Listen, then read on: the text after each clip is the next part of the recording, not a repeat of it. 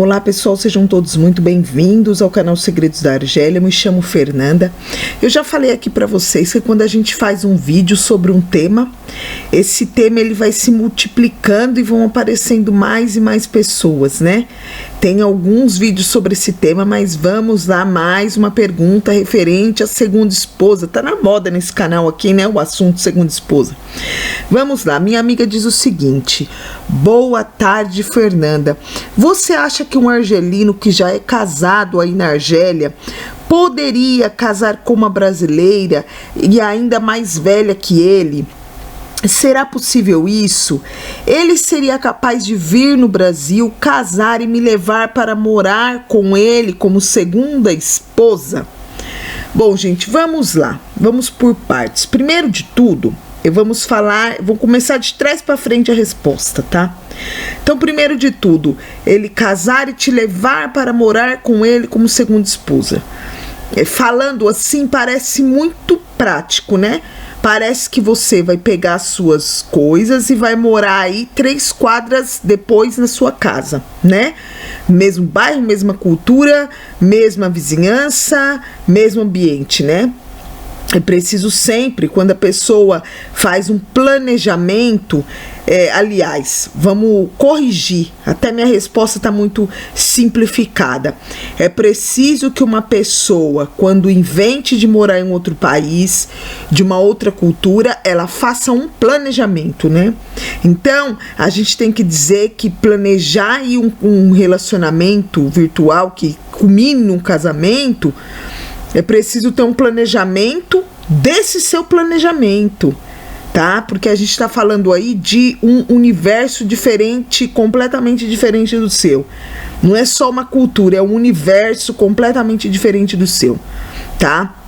Agora, 2 de fevereiro, são 5 anos aqui e eu me surpreendo todos os dias. De verdade, não é mentira, não é clichê. Então, são 5 anos em que eu sempre vejo uma novidade, tá? Muitas das vezes são novidades negativas. Que eu sou uma pessoa, assim, muito otimista. E eu procuro sempre trazer o melhor da situação. Então, esse meu otimismo me ajuda muito nesse sentido. Mas o que eu quero dizer que não se trata simplesmente de ir, ele vai morar, ele vai me vir aqui, vamos casar, e ele vai me levar para morar com ele e teremos um final feliz. Não. Quando há muita dificuldade, né, em se casar, para poucas pessoas o casamento intercultural vai acontecer, a gente sabe disso. Poucos casamentos vão dar certo, a gente sabe disso. Mas quando esse casamento dá certo, depois de uma luta muito grande para que esse dia chegue, aí é que vai chegar a dificuldade. Porque casamento é todos os dias, né? Não é alguns minutos no virtual. E quando a gente fala de uma outra cultura, aí é um casamento mesmo, né? É casar ideias, casar culturas, casar religião, casar aí N situações, e isso demanda muita dedicação por ambos os lados, né? Então, isso é importante dizer. Outra coisa, minha querida, você diz aí na sua resposta o que eu acho, né, do fato dele já ser casado. Se na Argélia ele poderia casar com uma brasileira, ainda mais velha. Então, a questão é o seguinte: quando uma pessoa já é casada, isso serve para todas as pessoas, tá, gente? O camarada aí ou a moça já foram casados na Argélia, né? Uma mulher já foi casada na Argélia, ou um homem já é casado. Quando a pessoa vamos supor, a mulher se separou, vai casar de novo. Ou no caso do homem também se separou, vai se casar de novo. Ou no caso do homem, vai adquirir uma segunda esposa. A segunda vez que a pessoa se casa, já não é tão criteriosa quanto a primeira, tá? Então essa questão aí, a família vai aceitar? Será que a família não vai aceitar? Isso até complementa o áudio passado, né? Quando se trata aí da questão de você tá casando com uma pessoa que já foi casada, essa questão, muitos tabus, assim, fica pra lá, assim, porque não tem mais aquela expectativa da primeira união, entende? Então, às vezes, eles são muito mais tolerantes com relação ao segundo casamento ou segunda esposa, né? Então, esse ponto é importante, mas mais importante dizer que é preciso saber, minha querida, antes de mais nada, se a esposa dele te aceita como segunda esposa, né? Não é tão simples, não depende só do querer de vocês, né? Você já conversou com a esposa dele? Se não conversou, você sabe se ela te aceita? Por quê? Ele precisa da aprovação dela para se casar com você. Aí, no caso, já não é mais a família, né? Ah, a família dele te aceita? Tá. Aí são duas questões, né? A mãe dele te aceita, a família dele te aceita? Ah, me aceita, Fernanda. Tá, mas e a esposa dele, ela te aceita? Nossa, Fernanda, que humilhante.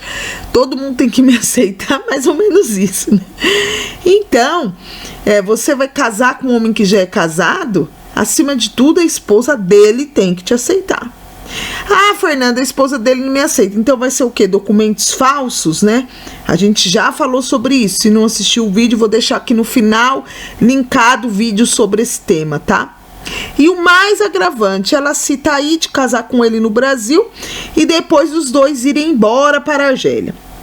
Pela legislação brasileira, não existe casamentos poligâmicos, né? Os casamentos são monogâmicos no Brasil, né? Dessa forma, para ele se casar no Brasil, ele tem que trazer aqui da Argélia uma certidão de solteiro, um atestado de solteiro. Eu não sei dizer o nome, né? Porque cada estado traz o nome de uma maneira diferente, né? Uma certidão de celibatário, enfim, cada lugar aí vai ter um nome diferente, mas é um papel que comprova que na Argélia ele não tem um matrimônio. Já houve caso da pessoa falsificar tal documento, mas para ele se casar no Brasil, ele tem que apresentar um documento do país dele, reconhecido no cartório direitinho, que comprove que ele seja um homem solteiro.